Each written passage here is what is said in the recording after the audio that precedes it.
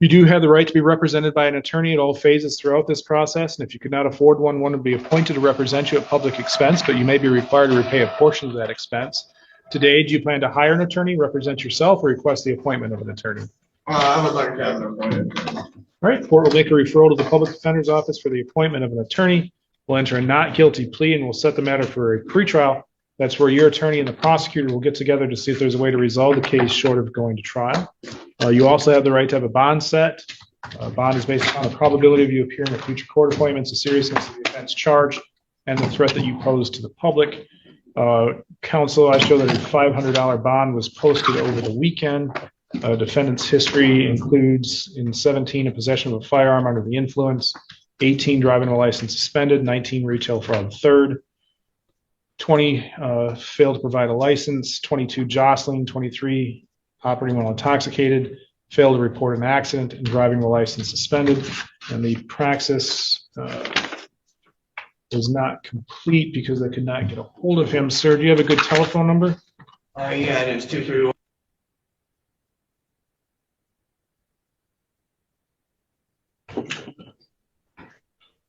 All right.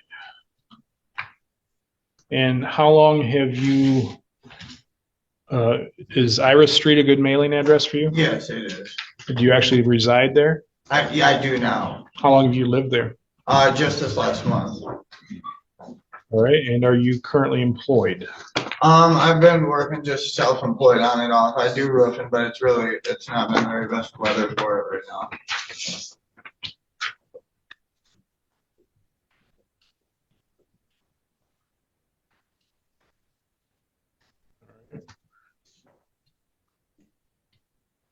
Based on those responses, I believe that puts the praxis at a risk level 2. Any comment regarding bond, Mr. Harrison?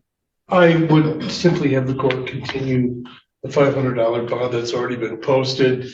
He does have criminal history, as the court noted. I would, just for the record, state those are all misdemeanor offenses on the report that I have. He's not a flight risk. He is from this area, lived here his whole life, despite the fact that he's only been at that residence for a month. Thank you. Thank you. Ms. Dole? I apologize. I just received this file a little bit late, but from my reading complaint, he punched the victim in the back of the head, and the officer was able to feel a large bump in the back of her head, approximately the size of a golf ball. When she tried to leave, he hid her medication from her. And pushed her to the ground and was holding her down with his body weight. And at that point, he hit her in the right eye. To what is this hearsay? It's relevant to Mr. Harrison, we do this every day. You know the process we go through. Your Honor, he does have a past criminal history. I'm sorry, he does have a past with some assault crimes, and he has past that would cause us to believe that he is a danger to the community and specifically to the victim. We'd ask for no contact in this case and some bond now and testing. Is there allegations of drug or alcohol use? There was your Honor, just a moment. Sure. I didn't have a chance to review it prior. I understand. Yes, there is information that we're both drinking that day.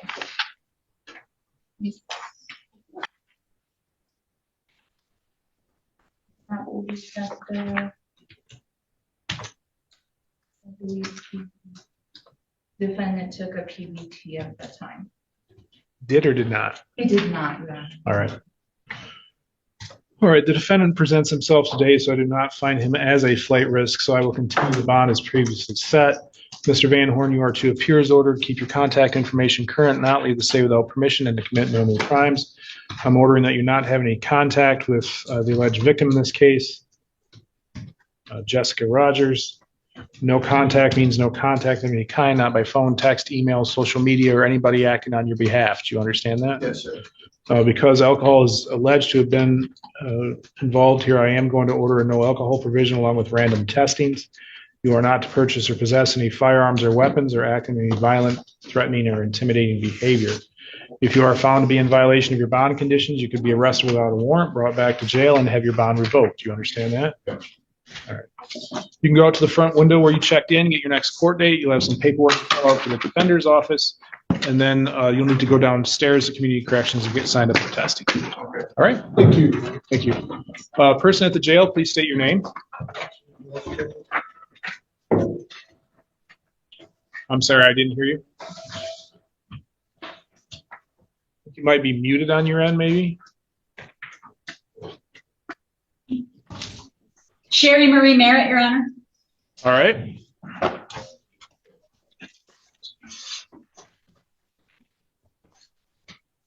This is case number 19-1117FY, the people of the state of Michigan versus Sherry Marie Merritt. Mr. Harwell, you appear on behalf of Ms. Merritt, is that correct? Yes, Your Honor. Cameron Harwell appearing on behalf of the defendant, who is appearing via Zoom teleconference. We have no objection to the form of the proceedings, Your Honor. That is correct. For edification of the record, I was previously heretofore today. I was retained on what I believe to be a misdemeanor. The case was 1117SD. But it's been my understanding after speaking to the prosecution that has been amended. This complaint is somewhat dated, Your Honor. They were waiting on, I believe, lab results.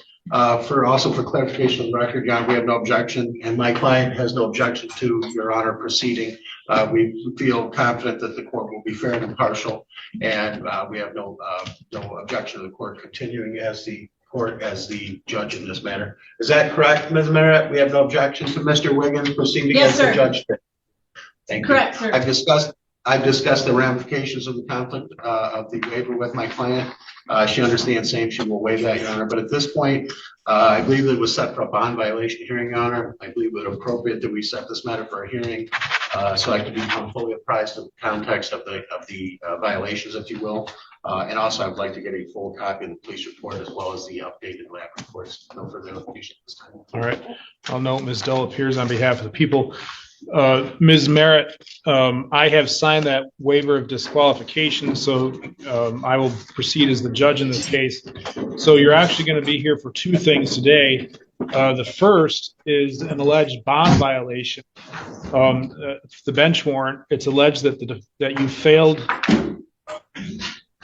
you violated bond by failing to appear for a random test as ordered on April 22nd of 2019. That you took a sober link test late on February 21st of 2019 and failed to appear for follow-up ETG on April 22nd of 19. That you failed to take a sober link test on April 23rd of 19 and April 24th of 19. You do have the right to have a contested hearing in regards to that bond violation where the people would have to convince the court that you did in fact violate your bond conditions. And I understand Mr. Harwell is requesting that that portion be set for a contested hearing. That is correct, Your Honor. Again, I don't believe we are going to contest the violations, but I did have a meeting with Ms. Merritt at the jail. It did give me some concern. It would cause her to possibly request a contested hearing relative to those issues. So yes, I would ask that be set for a contested hearing. All right, so we will set the bond violation for contested hearing, which brings us to the second reason that you're here, and that is there has been an amended complaint filed in this case. The original complaint filed back in 2019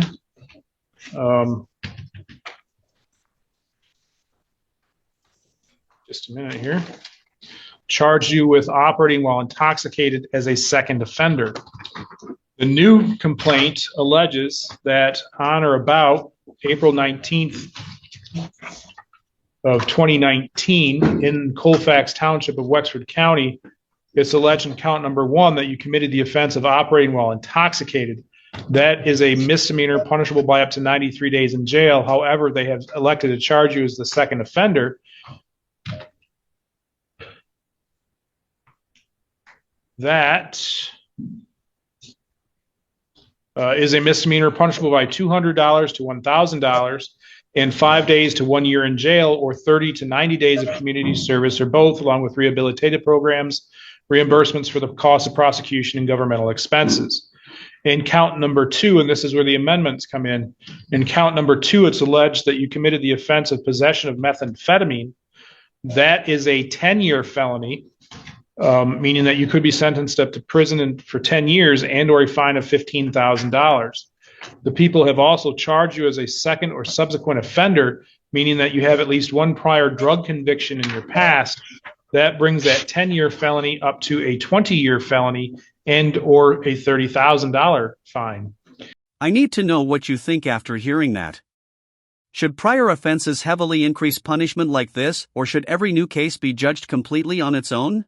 In the alternative, they have also charged you as a habitual offender, third offender, meaning that you have at least 2 prior either attempted or completed felonies in your past. That makes that 10-year felony punishable by up to 20 years and the $15,000 up to 30 years. Do you understand those charges and the potential penalties? I'm sorry, Yes, I said 30 years, $30,000 I meant. I apologize. Do you understand that? Yes, Your Honor. On felony complaints, you have certain rights. You have the right to remain silent. Anything you say or write can and will be used against you. You also have the right to have an attorney present during any questioning you consent to, and the right to stop answering questions at any time. You also have the right to have an attorney at all phases throughout this process, and if you could not afford one, one would be appointed to represent you at public expense, but you may be required to repay a portion of that expense. I know you have Mr. Harwell now, but if something happens and you decide that you want a public attorney, let us know and we'll make that referral. Do you understand that? Yes, Your Honor. Ms. Mara, I have a mailing address for you on Marion Street. Is that still a good mailing address for you? Or I'm sorry, No, I've got an updated one on 13 Mile Road. Is that accurate? Yes, Your Honor. All right. Mr. Harwell, how does your client plead to the amended complaint? Thank you, Your Honor. At this time, my client would stand mute to the charges as filed. All right, the defendant having stand mute, the court will enter a not guilty plea and will set the matter for a preliminary examination. That's a hearing that's held here in the district court within 21 days. At that hearing, the prosecutor will be required to prove 2 things. 1, probable cause that the crime had occurred, and 2, probable cause that you were the person who had committed the offense. If the prosecution is not able to do that, the case would be dismissed. However, if they are able to do that, you would be ordered to stand trial in circuit court. Prior to the preliminary examination, there'll be a probable cause conference. That's where your attorney and the prosecutor will get together and see if there's a way to resolve the case short of going to trial. Historically, counsel, I show a 99 in retail fraud, 3rd, 04 controlled substance, manufacturing charge, 11 use, in 11 attempted harbor of a felon, and in 12 an operating while intoxicated. The praxis scores her at a risk level 3. Any comment regarding bond, Mr. Harwell? Your Honor, I would ask the court to set a bond. I understand that the court would be concerned about her flight risk. But at this point, Your Honor, I would ask the court to consider imposing a reasonable bond.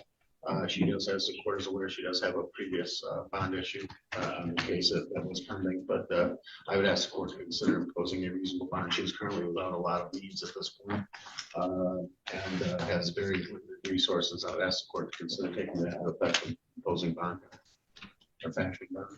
All right, it looks like she was brought over from Manistee. That is correct. Ms. Dahl, any comment regarding bond? Your Honor, obviously, the people believe she has a flight risk, considering the amended charges. She's also a danger to the community. She states there's a statement on the praxis that says that she was clean 6 years, but she's made no attempt to deal with this case in any way. So I believe a monetary bond would be appropriate in this case. And also, I believe that an OWI with drug lab results came back showing multiple substances in her system, which we will provide to the defense as soon as we can. But I would ask for drug testing to ensure that she is in fact clean. from any substances. Thank you. Ms. Merritt has been in absconder status since 2019. The court does find her as a flight risk and will remand the defendant to the custody of the Wexford County Jail without bond until we have the hearing, and then we can address bond at that time. Anything else for the record, counsel? Nothing from the defense, Your Honor. Thank you. All right, thank you. Next, Raymond. Thank you. Thank you, Mr. Howell.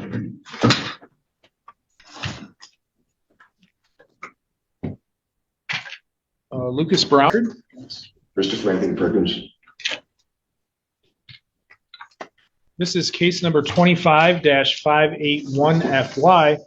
The people of the state of Michigan versus Christopher Anthony Perkins. Mr. Perkins, did you have the opportunity to meet with somebody from, excuse me, the public defender's office today? Yes, sir. And you also talked with somebody at Community Corrections and gave them some contact information. Is that information accurate? Yes, sir. I have a complaint that alleges that between the dates of October 1st of 2020 and December 31st of 22, in count number 1, you are alleged to have committed the offense of child support failing to pay. Those from the dates of October 1st, 2020 through December 31st of 21. That is a felony punishable by up to 4 years in prison and or a fine of $2,000. In count number 2, it's alleged that you committed the offense of child support failing to pay between the dates of January 1st of 22 through December 31st of 22. That again is a felony punishable by up to 4 years in prison and or a fine of $2,000. Do you understand those charges and the potential penalties? Yes, sir. On felony complaints, you have certain rights. You have the right to remain silent. Anything you say or write can and will be used against you. You also have the right to have an attorney present during any questioning you consent to and the right to stop answering questions at any time. You also have the right to be represented by an attorney at all phases throughout this process. And if you cannot afford one would be appointed to represent you at public expense, but you may be required to repay a portion of that expense. Today, do you plan to hire an attorney, represent yourself, or request the appointment of one? I request appointment of one. Right. Court will make a referral to the public defender's office for the appointment of an attorney, enter a not guilty plea, and will set the matter for a preliminary examination. That's a hearing that's held here in the district court within 21 days. At that hearing, the prosecutor is required to prove 2 things. 1, probable cause that the crime had occurred, and 2, probable cause you were the person who had committed the offense. If the prosecution is not able to do that, the case would be dismissed. However, if they are able to do that, you'd be ordered to stand trial in circuit court. Prior to the preliminary examination, there'll be a probable cause conference. That's where your attorney and the prosecutor will get together to see if there's a way to resolve the case short of going to trial. You also have the right to have a bond set. Your bond is based upon the probability of you appearing at future court appointments, the seriousness of the offense charged, and the threat that you pose to the public. Counsel, I show, it looks like in 2010 in California, there was an assault causing injury. In August of last year, there was a hindering apprehension or prosecution. In 07, an operating while visibly impaired. The praxis scores him at a risk level 3. And the outstanding arrearage as of November 1st of 24 was $27,476.13. Any comment regarding bond, Mr. Harris? Well, the statutory bond will be something in the neighborhood of $5,000. We understand that. That's what he and I discussed earlier. It also my further understanding that he has been extradited here from the state of Texas while he is currently on probation to the state of Texas. And I'm not sure which case it was that you described. It'd be the hindering apprehension. It must have been it, yeah, most recent case. So it's somewhat academic. Obviously, if we set up a bond for him to pay the money, I don't know what his obligations are with regard to the extradition component, whether he would be free to leave and return back to Texas or not. So I don't know. All right. Ms. Dole, I know this is an AG case, but they ask you to weigh in at all today? I have not heard anything from the AG's office personally, and I have not heard from my staff that we were requested to your office case. All right. Well, the statute does require that bond be set in at least 25%, which by my calculation is $6,869.03. So the court will set the bond at $6,869 even, and that is a cash bond. I'm sorry, that's cash, not a bond. Right. If Mr. Perkins, if you do post bond, you are ordered to appear as ordered, keep your contact information current, not leave the state without permission, and to commit no new crimes. Do you understand that? Yes, sir. All right. Thank you. Next arraignment. That's Mongar. Person at the jail, please state your name for the record. Robert Mungar. This is case number 26-310OT, the people of the city of Cadillac versus Robert Daniel Mongar. Mr. Mongar, did you have the opportunity to meet with somebody from the defender's office today? I did. You also met with somebody from community corrections and gave them contact information. Was that information accurate? Yes, sir. I have a complaint that alleges that on or about January 31st, 2026 in the city of Cadillac, Wexford County, it is alleged that you committed the offense of operating while your license was suspended, denied, or revoked. That is a misdemeanor punishable by up to 93 days in jail and or a fine of not more than $500 and suspension or revocation of your driver's license. Do you understand those charges and the potential penalties? Yes, sir. Did you read and sign an advice of rights form at the jail talking about your rights to an attorney and your rights to a trial? Yes, sir. Did you understand those rights? Yes, sir. You do have the right to be represented by an attorney at all phases throughout this process, and if you cannot afford one, one would be appointed to represent you at public expense, but you may be required to repay a portion of that expense. Today, do you plan to hire an attorney, represent yourself, or request the appointment of an attorney? That's the appointment of attorney. All right, court will make a referral to the public defender's office for the appointment of an attorney, enter a not guilty plea, and will set the matter for a pretrial. That's where your attorney and the prosecutor will get together to see if there's a way to resolve the case short of going to trial. You also have the right to have a bond set. The bond is based upon the probability of you appearing at future court appointments, the seriousness of the offense charged, and the threat that you pose to the public. The counsel, it looks like the defendant is still on probation under a 4A from November, and the praxis scores him at a risk level 1. Any comment regarding bond, Mr. Harrison? I think he's a good candidate for PR bond. He's not a flight risk. He's from this area. He's lived here his whole life. He is in a stable relationship. I know that because I represented the other half of that relationship in a matter that eventually got dismissed. Do you know why he's currently in jail? Just on this, Looks like he's got a child support warrant out of Monroe County. out of where? Monroe. Monroe. Okay, I did not know that. All right. That But was it's taken somewhat care of. academic. I'm sorry? That was taken care of this morning. I'm supposed to be going down there on February 12th to go meet up with the judge at that for all that as well. I talked to them at time like 2 o'clock today or something, or 11:30 or something like that, I think. Okay. Ms. Dahl, any comment regarding bond? Your Honor, considering the charge that this is, I would be okay with a PR bond. I will be contacting the probation office to see what we're going to do with the deferral. Right, yeah, okay. All right, Mr. Mongar, I will release you a personal recognizance, which is your promise to come back to court. You are to appear as ordered, keep your contact information current, not leave the state without permission, and to commit no new crimes. I'm also going to order that you enroll in community corrections services. So at some point today, you'll be released from the jail. You'll need to come over here and get signed up for those services. All right. Yes, sir. And when I say over here, I mean to the courthouse. Yes, yes. All right. Thank you. Next arraignment. Thank you, sir. A person at the jail, please state your name for the record. Summer Solms.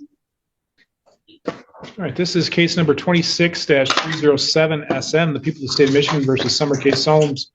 Ma'am, did you have the opportunity to meet with somebody from the defender's office today? Yeah. And looks like you also met with or spoke with somebody from Community Corrections and gave them some contact information. Was that information accurate? Yes. I have a complaint that alleges that on or about January 31st, 2026, in the city of Cadillac of Wexford County, it's alleged that you committed the offense of domestic violence as a second offender. That is a misdemeanor punishable by up to 1 year in jail and or a fine of $1,000. Do you understand those charges and the potential penalties? Yes. Is that a Sorry, yes? Yes. I understand, yes. Did you read and sign an advice of rights form at the jail, talk about your rights to an attorney and your rights to a trial? Yes. Did you understand those rights? Yes. You do have the right to be represented by an attorney at all phases throughout this process, and if you cannot afford one, one would be appointed to represent you at public expense, but you may be required to repay a portion of that expense. Today, do you plan to hire an attorney, represent yourself, or request the appointment of one? Request the appointment of one. Court will make a referral to the public defender's office for the appointment of an attorney, enter a not guilty plea on your behalf, and will set the matter for a pretrial. That's where your attorney and the prosecutor will get together to see if there's a way to resolve the case short of going to trial. You also have the right to have a bond set. Your bond is based upon the probability of you appearing at future court appointments, the seriousness of the offense charged, and the threat that you pose to the public. Historically, counsel, I show in 14 the prior domestic violence. I also show there's a fail to appear out of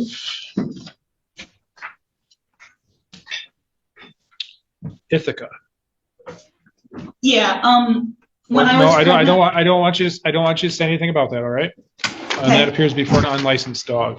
Any comment regarding bond, Mr. Harrison? Well, it is somewhat misleading to look at the second offense, and as the court has noted, the first offense was 12 years ago. She is a stay-at-home mom. She's currently unemployed. I believe there's only one child living in the home. This arrest was the product of a great deal of misunderstanding and confusion. So much so that I don't believe that we will have any difficulty with resolving the case rather rapidly. She's a good candidate for PR. However, she will need to find a place to go. And the alleged victim and her share the home. He does work at night. She could theoretically go there when he's not there and retrieve her belongings. So we don't believe that there's going to be any incident there either. Ms. Dahl? Your Honor, this is a second offense, so the people have a concern regarding safety of the public. It sounds like she has prior failure to appear, so there is a possibility of flight risk. She is facing a year in jail of this offense. I do note that the victim has contacted our office and is present in the courtroom. He requested that there not be a no contact in this case, but the people's position is that this being a second offense, we believe a no contact would protect him in this case, but we will leave that up to the court as to what the court decides with regards to that. So the people are asking for some monetary bond in this case. This is a misdemeanor. There were some injuries on the victim that were photographed. They were not excessive. I believe there were some scratches on his face.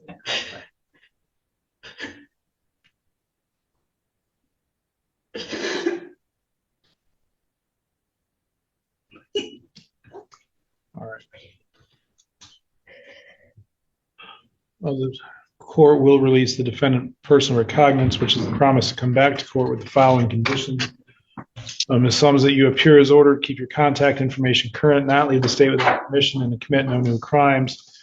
Do not purchase or possess any firearms or weapons, and do not act in any threatening, intimidating, or harassing behavior. For the time being, the court is going to order the no contact order until I know more.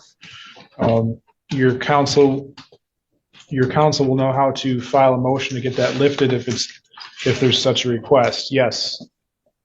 I was wondering if I could voluntarily do anger management and mental evaluation with like a therapist. So appointment. that's not something that I order as a condition of bond, but there's nothing stopping you from doing that if you have the ability to do that. All right? Okay, thank you. Okay.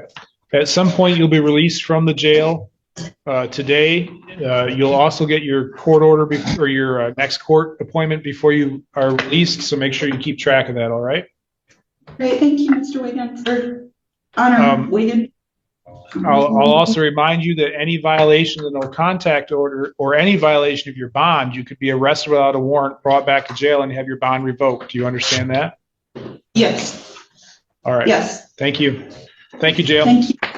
Thank you, Your Honor. Person at the jail, please state your name for the record. Andrew Jones, second.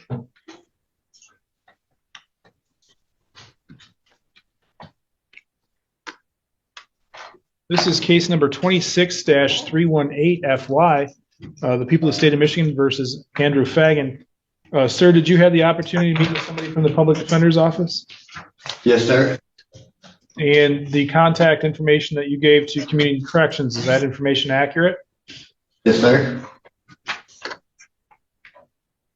I have a complaint that alleges that on or about January 30th, 2026 in the city of Cadillac of Wexford County, it is alleged in count number 1 that you committed the offense of police officer assault, resist, or obstruct. That is a felony punishable by up to 2 years in prison and or a fine of $2,000, and consecutive sentence may be imposed if it happened in a place of confinement. Do you understand those charges and the potential penalties? Yes, sir. On felony complaints, you have certain rights. You have the right to remain silent. Anything you say or write can and will be used against you. You also have the right to have an attorney present during any questioning that you consent to, and the right to stop answering questions at any time. You also have the right to be represented by an attorney at all phases throughout this process, and if you cannot afford one, one would be appointed to represent you at public expense, but you may be required to repay a portion of that expense. Today, do you plan to hire an attorney, represent yourself, or request the appointment of an attorney? I was usually the guy that I came seen earlier, sir. What's that? I'm sorry? I've been right there. All right. You might not get Mr. Harrison, but the court will make a referral to the defender's office for the appointment of an attorney. We'll enter a not guilty plea and we'll set the matter for a preliminary examination. That's a hearing that's held here in the district court within 21 days.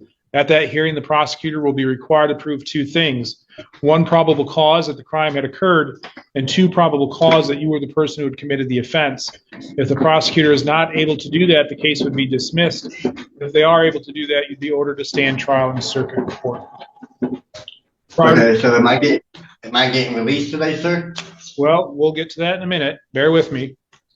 Prior to the preliminary examination, there'll be a probable cause conference. That's where your attorney and the prosecutor will get together to see if there's a way to resolve the case short of going to trial. You also have the right to have a bond set. Your bond is based upon the probability of you appearing at future court appointments, the seriousness of the offense charged, and the threat that you pose to the public. Historically, counsel, I show in 22, there was out of Florida, a felony of dealing with stolen property. In October of last year, of 25 out of Florida, there's a false name upon arrest or detention. The praxis scores him at a risk level 1.